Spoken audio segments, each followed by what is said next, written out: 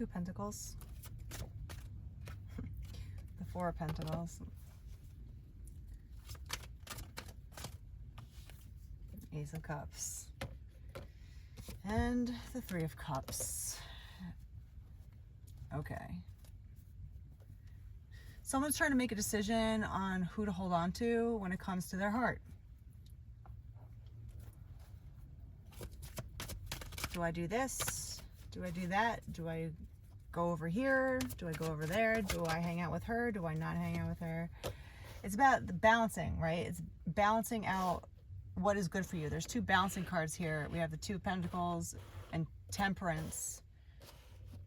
Having one foot on the ground, one foot in the water. It's like, I have to be practical, but I also want to follow my heart. I want a new chance at love. Do I choose this person? Maybe it's a person. Maybe it's whether or not to say something about it. We also have the Four of Swords about, you know, taking time to rest and think about things.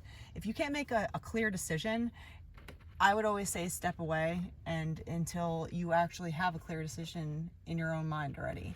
And sometimes stepping away from a scenario, a situation, a person can help you gain clarity on your own intuition instead of being influenced by people around you. It doesn't matter who it is. It doesn't matter if it's your mama, you know, it doesn't matter if it's your best friend or your coworkers or society in general. If you really want to make a clear, conscious decision about what you want, isolate yourself for a second. Get some rest. Really think upon it. You know, you don't have to make decisions right away. But I think you already kind of know the answer here. You know, I feel like you've been kind of bored when it comes to relationships and people. Maybe you're dating and you're just like, everyone bores me. Everyone is the same. Everyone is just like the same cookie cutter person in a different body, and it bores me. I don't want someone that's just normal, like, or just general, right? Like, it's just like typical. Like, I don't want a typical person. I don't want a typical good enough relationship. I want someone that's my counterpart that I would want to hold on to. So you've been feeling a little bit of apathy. You know, there's 2 fours here now. 3 fours. So I think it's you know, it's a matter of time, especially if you are, say you're stuck in a relationship you don't want. You know you don't want it, but you're afraid to make the next move. Okay, so take some time to do something by yourself. Take some time for yourself in order to feel the space, right? Or maybe you just stop dating for a while if you're not with somebody and you're like, everyone is making me feel so bored in life and I am almost losing hope in humanity, right? Sometimes just take a rest from dating. You know, be celibate. Oh my God, you know? You know, just take time to do something else besides focusing on things that are annoying you or making you feel negatively about the outcome. You want a true counterpart that you can marry and just hold on to, right? You want to hold on to someone forever. You want a real marriage, a marriage that lasts forever, not just for like 6 years, right? Page of Wands. And the Five of Pentacles. So of course we've all gone through bad relationships. We've all been wronged by somebody before. I mean, you consider yourself lucky and go play the lottery if you've never been hurt by anybody ever, you know, especially in a relationship. Maybe you've never really dated enough. Maybe you married your first love and you have no idea what the atrocities that could happen to people when you're in a relationship. Do you know the #1 factor for women? The most influential and potentially detrimental person in her life will be her husband. Take that in for a second. And vice versa. Like, you know, men do have a bad rap with their history. And yes, there's a lot of evil men, but there's a lot of evil women too. And men don't get a lot of support, you know, the ones that are caught in like toxic relationships with women. It's the same thing, right? We've all been hurt. We've all been shut out in the cold. We all had our heart out, you know, and it's been stomped on before. But you can't give up hope just because one bad apple ruins the bunch. Yeah, sometimes it does. But that's why it's like good to take some rest time from dating. Everyone just jumps from one person to the other, and it's like, okay, but like, are you really choosing the next person, or are you just falling into the next situationship?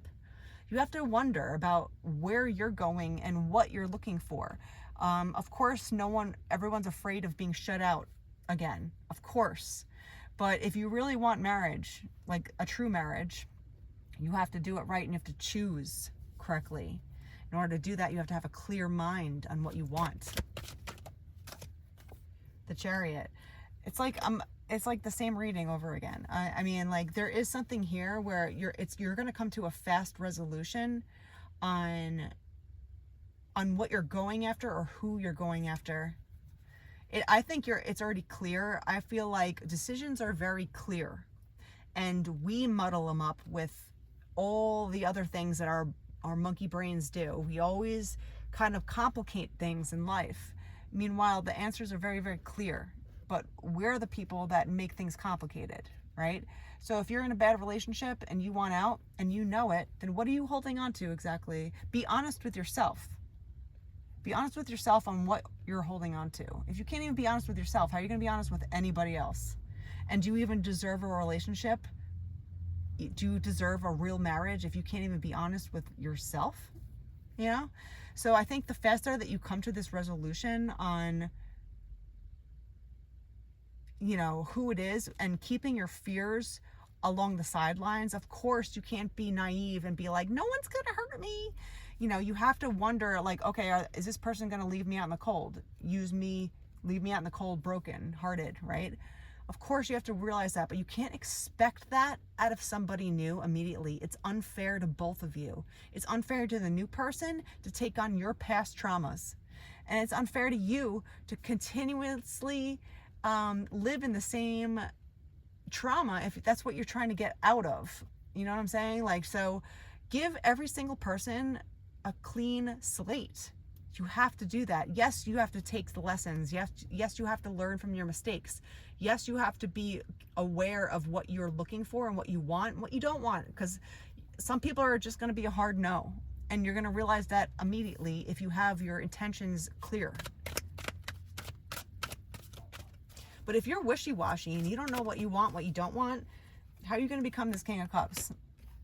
How are you going to become the person that lives by the heart, lives in their heart center, that can give freely? Because men or women, if you give to the wrong person and they just take and they never give anything back to you, that King of Cups is going to get drained, and you're going to drain all of the water in his cups, and eventually it's going to go cold. The faucet's going to turn off and the relationship is done. So if you give to the wrong person, yeah, it's detrimental to a lot of things in your life, not just your love life, your finances, your home life, your social life, you know, your job. It could mess up everything in your life.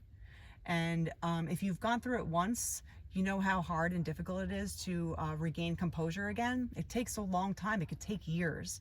So at this point, just be wary about who you're choosing. If you're clear about who you want, I feel like you have to put your fears aside and just go for it.